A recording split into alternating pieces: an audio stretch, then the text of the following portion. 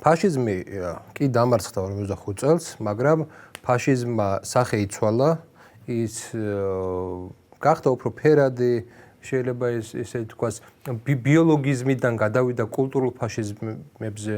თუ კი აქამდე რასაზე იყო, ეხლა შენ თუ რასობრივი თეორია, ეხლა უკვე გენდერის თეორია. შენ თუ ეხლა არ ახარ. არა, ზუსტად, რასობრივი თეორია აღარ არის გენდერი. ცოტა ფერები შეიცვალა. ფერები პირდაპირ მნიშვნელობით კი ბატონო. მაგრამ ფუნდამენტი ამ ყველაფრის დარჩა იგივე. როდესაც აღწერენ ხოლმე რა არის ფაშიზმის პოლიტიკა რეალობაში და ჰიტლერთან მიმართებაშიც, ხო? ის რაც რაღაც რა თავის დროზე ორუას უწერია, რომ ყოველდღიურად იცვლის, ხო, მტერს მოყვარეს, ყოველდღიურად ტრიალდება სამყარო და ამას არ აქვს რაციონალური ფუნდამენტური რაღაცა შინაარსები, ხო? ეს ფაშიზმის გამოვლენებებია. ის რომ რაციონალიზმის ნაკლებობა არის საზოგადოებაში, ის რომ ლოგიკის ნაკლებობაა, პრინციპულობის ნაკლებობაა საზოგადოებაში, ყველა გირჩევთ ნახოთ კონფორმისტი ესეთი ფილმი ძალიან მაგარი ბერტოლუჩის ფილმი. აი ესეთი ტიპის ადამიანების, ესე იგი, საზოგადოება, ფაშისტური საზოგადოება სინამდვილეში. და ჩვენ დღეს როგორ საზოგადოებასაც ვხედავთ, რასაც ვხედავთ, ხო? ჩვენ ვხედავთ სწორედ აი ამ ჭარბ, ანუ ხო შეიძლება იყოს ორმაგი სტანდარტები ვის უკვირს პოლიტიკაში, მაგრამ ეხლა იმდენად არის ეს ჭარბად მოწოდებული, იმდენად არის ეს ყველა მხრიდან და ხილებული, მოდი ესე ვთქვათ რა. ანუ როდესაც ფიცოს გატარებაზე ვამუნათებენ და რუსებს გეძახიან და ფაშინიანის გატარებაზე არაფერს არ ამბობენ.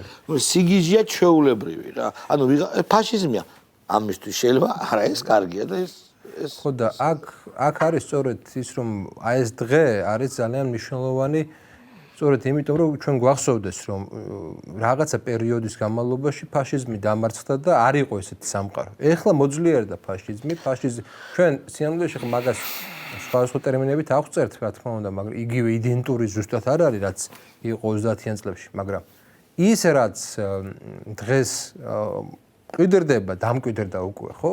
ეს არის ყოველ შემთხვევაში ღირებულებებში ფაშისტური რაღაცა იდეოლოგიის დომინაცია უბრალოდ სახეცვლილი, ხო? და აქედან გამომდინარე ამ თარიღსაც ტყუილუბრალო არ ებძვიან. ეს არის თარიღი, რომლის გადაკეთებაც უნდა, რომლის შეცვლაც უნდა. აი იყო ხო 8 მაისზე იყო ხო საუბარი.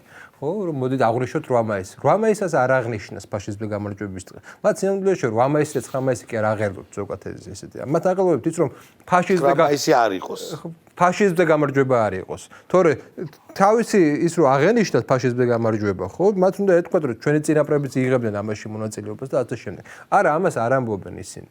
სწორედ ამიტომ მე მიმაჩნია რომ ის რაც ეს ორმაგ სტანდარტებზე რაზეც ჩვენ ახლა ვსაუბრობთ, ეს არის სწორედ ის მორალური ფაშიზმი, რაც შენთვის არ შეიძლება ფაშინიანისთვის, რაც თუ კი შენთან დემოკრატიის უკუსვაა, იქ დემოკრატიის გამტკიცებაა სირიაში.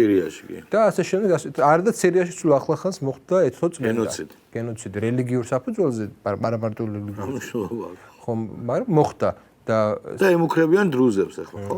საქართველოში შეიძლება საქართველოს მიმართ კონდეს პრეტენზიები და არ არის ახლა ეს ქვეყნებს შორის ურთიერთობა არის ინტერესებზე აგებული და გასაგებია ჩემთვის რომ კი შეერთებულ შტატებს არ მოწონთ და ბუნებრივია მისი გეოპოლიტიკური თვალსაზრისით და არ შეიძლება ნაკლებად იყოს მისაღები საქართველოს ჩინეთის ურთიერთობა. ეს ჩემთვის გასაგებია, ხო?